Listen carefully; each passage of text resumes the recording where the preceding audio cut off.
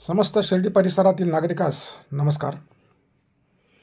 आज आपण पुन्हा शिर्डी येथील जे काही चेतत असलेलं किंवा पेटत असलेलं जे प्रकरण आहे, Shirdi grow more investment company, या कंपनीबाबत ज्या काही हालचाली नव्याने झालेल्या आहेत त्याची माहिती मी आपल्याला थोडक्यात देऊ इच्छितो.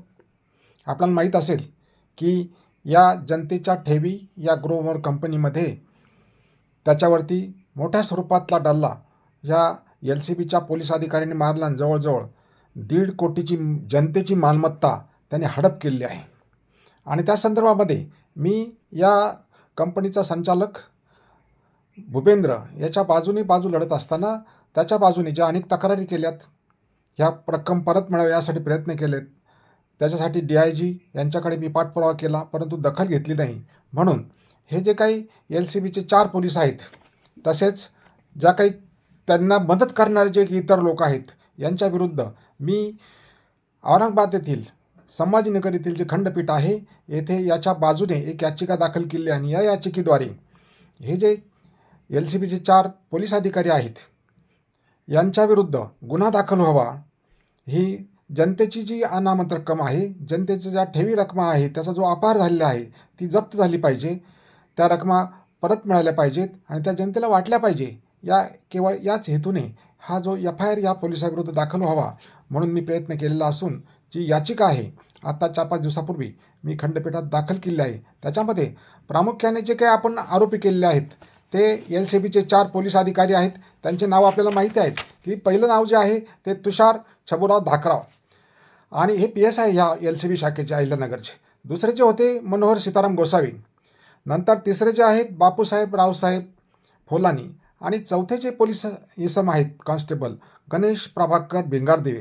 हे जे 4 पोलीस आहेत यांनी या जनतेच्या ठेवीच्या रकमाचा अपहार केला, त्याच्या खंडणी स्वरूपात लाच स्वरूपात ही या कंपनीच्या चालकाकडून पैसे वसूल केलेत आणि जनतेचा तोटा केला, पब्लिक मनीचा अपहार केला. म्हणून त्यांना मी त्या गुन्ह्यामध्ये सामील करा. एवढंच नाही, ह्या पोलिसांना पैसे काढून देण्यासाठी ज्यांनी मदत केली आहे ते सर्व जर याच्यात आरोपी व्हावेत असा माझा त्या याचिकेमध्ये उल्लेख आहे. त्यात आणखीन जे त्यांना सहाय्य करणारे महत्त्वाचे आरोपी मी ह्या रीटमध्ये केले आहेत ते 3 डायरेक्टर किंवा सिग्नेटरी. हे राहुरी येथील एक फायनान्स कंपनी आहे निधी फायनान्स म्हणून. या निधी फायनान्स कंपनीचे 3 डायरेक्टर, त्यातलं पहिलं नाव आहे प्रशांत रामचंद्र काळे, दुसरं नाव आहे रामचंद्र विठ्ठलराव काळे आणि तिसरं नाव आहे संजय संपत नलवडे.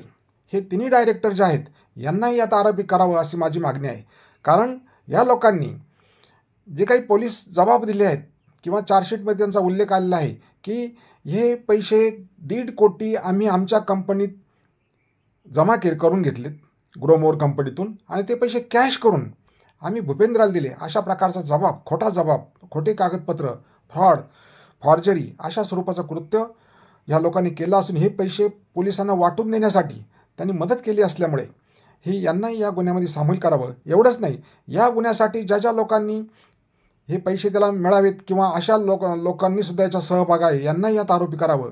आणि ह्या तपास यंत्रणा जी आहे ह्या पोलिसांना मदत केल्यामुळे त्यांना क्लीन चिट दिली आहे, त्यांना परत कामावर घेतल्या समजलं आहे. थातूरमातूर जी निलंबनची कारवाई केली होती तर ती कारवाई न करता त्यांच्यावरती सर्वसामान्य माणसासारखा गुन्हा दाखल झाला पाहिजे.